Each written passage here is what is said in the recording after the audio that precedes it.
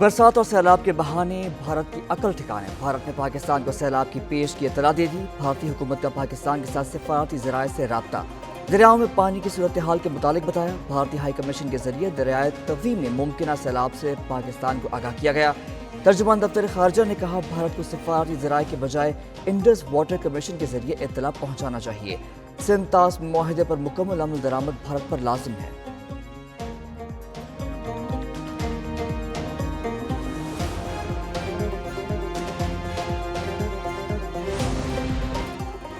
راوی میں پانی کی سطح بلند ہونے لگی۔ درمیانے درجے کے سیلاب کا امکان۔ شدید بارشوں کے نتیجے میں بھارت سے پانی کی آمد میں مزید اضافہ متوقع۔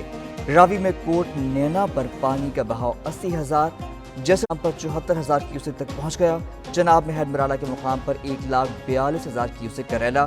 حافظ آباد میں چناب کا زمینی کٹاؤ تیزی سے جاری۔ کئی ایکڑ زمین دریا پر۔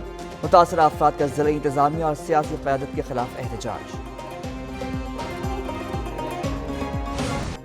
قصور میں ستلج میں پانی کی سطح تیزی سے بلند ہونے لگی۔ گنڈا سنگھ والا کے مقام پر آئندہ 24 گھنٹوں میں پانی کا بہاؤ 2 لاکھ کیوسک تک پہنچنے کا امکان۔ دریا میں پانی کی سطح بلند ہونے پر قریبی دیہات میں پانی داخل۔ لوگ چھتوں پر پناہ لینے پر مجبور۔ نگر ایمن پورہ سے کوٹھی فتح محمد تک 50 دیہات کا زرعی رقبہ زیر آب۔ متاثرہ دیہات سے لوگوں کا انخلا۔ پاک پتن میں ستلج کے 3 حفاظتی بند ٹوٹ گئے۔ سیلابی پانی آبادیوں میں داخل۔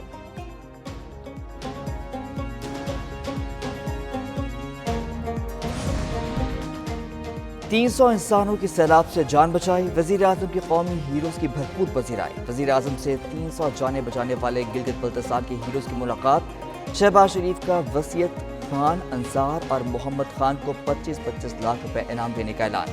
تینوں افراد کو سرٹیفکیٹس بھی دیے۔ وزیر اعظم چند روز میں گلگت بلتستان جائیں گے۔ متاثرہ گاؤں کو ماڈل ولیج بنانے کا اعلان۔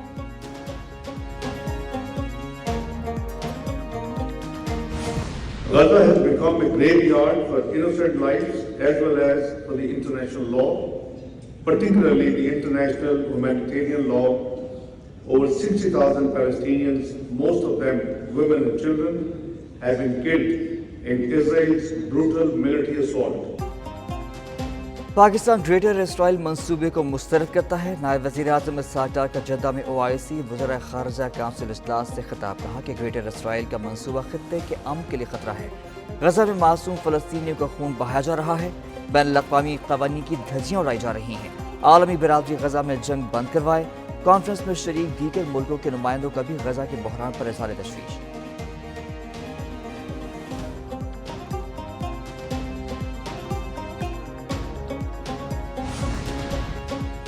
نائب وزیر اعظم اسحاق ڈار کی سعودی وزیر خارجہ سے ملاقات۔ ترجمان سعودی سفارت خانے کے مطابق غزہ کی صورتحال پر تبادلہ خیال کیا گیا۔ ملاقات OIC وزراء خارجہ کانفرنس کی سائیڈ لائنز پر ہوئی۔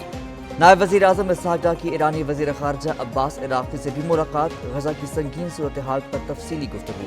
اسرائیلی جارحیت اور نسل کشی کی مذمت۔ نائب وزیر اعظم اسحاق ڈار کی بنگلہ دیش اور ملائیشیا کے وزراء خارجہ سے بھی ملاقاتیں ہوئی۔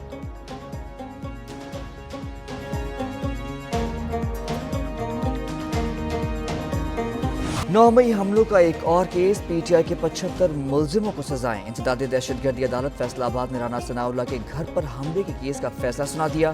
عمر ایوب، شبلی فراز، زرتاج گل، کمل شوزب، شیخ شاہد، اسماعیل سیلہ سمیت 59 ملزموں کو 10-10 سال قید۔ 109 ملزموں میں سے زین قریشی اور فواد چودھری سمیت 34 بری۔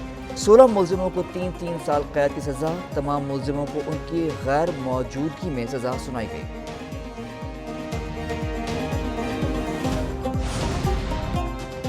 سلمان اکرم راجہ کا سیکرٹری جنرل PTI کے عہدے سے علیحدگی کا فیصلہ۔ سلمان اکرم راجہ کہتے ہیں کہ آج بانی PTI سے ملاقات میں عہدے سے علیحدگی کا بتائیں گے۔ وہ پارٹی کے لیے وکالتی خدمات کا بلا معاوضہ جاری رکھیں گے۔ دوسری جانب حماد اظہر کا NA 129 سے ضمنی الیکشن نہ لڑنے کا باقاعدہ اعلان۔ حماد اظہر کے کزن ارسلان ظہیر امیدوار ہوں گے۔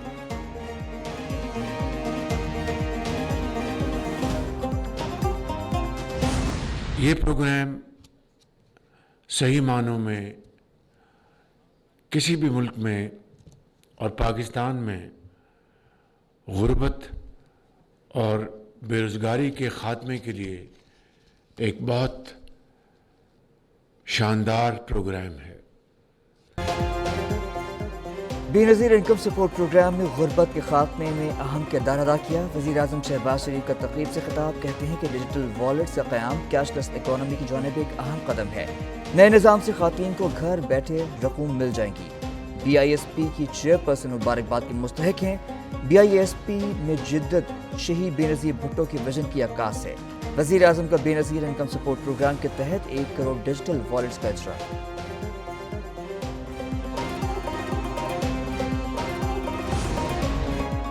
وزیر اعظم شہباز شریف نے سی پیک منصوبوں میں تاخیر کا نوٹس دے لیا۔ متعلقہ وزارتوں اور اداروں سے تاخیری منصوبوں کی رپورٹ طلب کر لی۔ سی پیک منصوبوں پر پیش رفت نہ کرنے والی وزارتوں کی فہرست بھی مانگ لی گئی۔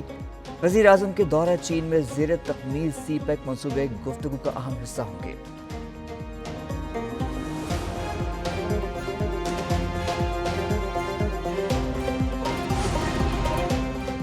ایف بی آر کی فیلڈ دفاتر کی نااہلی سے قومی خزانے کو 663 ارب روپے کا نقصان۔ مالی سال 2024-25 کی آڈٹ رپورٹ میں ایف بی آر میں بڑی خامیوں کا انکشافات۔ ڈائریکٹ اور انڈائریکٹ ٹیکسز میں تقریباً 644 ارب کا نقصان ہوا۔ کسٹمز اور اخراجات کے شعبے میں 19 ارب روپے سے زائد کے نقصان کی نشاندہی۔ سپر ٹیکس کی مد میں 168 ارب روپے کی ٹیکس چوری کا بھی انکشاف ہوا۔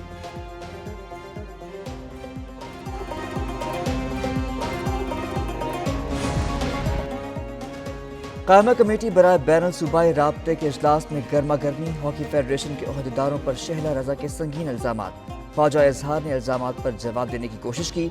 پیپلز پارٹی کی رکن مہرین رزاق احتجاجاً واک آؤٹ کرنے لگیں۔ کہا کہ ایسے ماحول میں کمیٹی اجلاس میں نہیں بیٹھ سکتی، جہاں ذاتی ایجنڈے شروع ہو گئے ہیں۔ چیئرمین کمیٹی ثناء اللہ مستی خیل نے مہرین رزاق بھٹو کو واک آؤٹ سے روک دیا۔ ہاکی کے معاملے پر کمیٹی کی تشکیل نو کا بھی اعلان کر دیا۔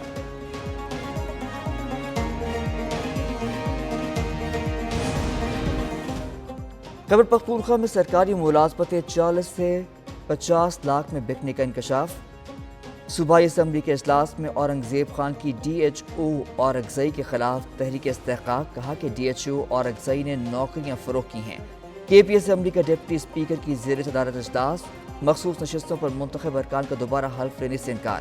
اپوزیشن لیڈر عباد اللہ نے کہا مخصوص نشستوں پر منتخب تمام ارکان حلف اٹھا چکے، دوبارہ حلف لینے پر اصرار پر اپوزیشن واک آؤٹ کرتی ہے۔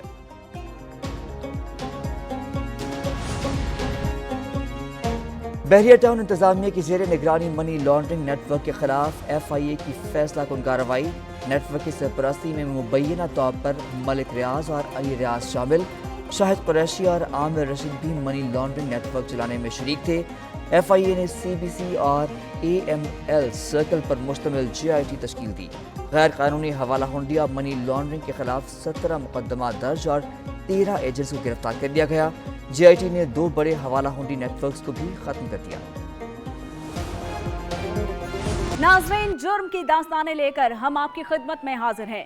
ناظرین، جرم کیا ہے؟ جرم وہ ہے جسے کرنے سے قانون اور معاشرہ منع کرتا ہے اور جسے کرنے کے بعد انسان مجرم قرار پاتا ہے اور صرف سزا کا مستحق ٹھہرتا ہے۔ ان جرم کی داستانوں کو آپ تک لانے کا مقصد ہرگز سنسنی پھیلانا نہیں ہے، بلکہ اس کا مقصد یہ ہے کہ اس سے آپ، میں اور ہم سب سبق سیکھیں اور محتاط رہیں۔ لاہور میں صرف 30 روپے پر جھگڑے نے 2 بھائیوں کی جان لے لی۔ ساہیوال میں جج کی ریٹائرمنٹ کی سوشل میڈیا پر وائرل ویڈیو کی حقیقت کیا؟ ایک نیوز اندر کی خبر باہر لے آیا۔ ملتان، مظفر گڑھ، گجرانوالہ، جہانیہ، پاک پتن، فیروز والا، اوباڑو اور شکارپور میں کس نے رقم کی جرم کی داستان؟ پروگرام دی کرائم رپورٹ نے آتے ہی تہلکہ مچا دیا۔ پیر سے جمعرات تک دیکھتے رہیے ایک نیوز، بنو ایک آواز۔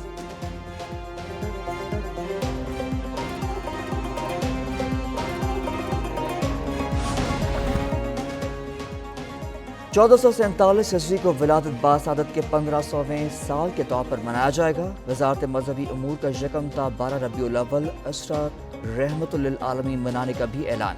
عشرے کا سب سے اہم حصہ 50ویں سیرت النبی کانفرنس ہوگی۔ وزیر مذہبی امور سردار یوسف کی پریس کانفرنس۔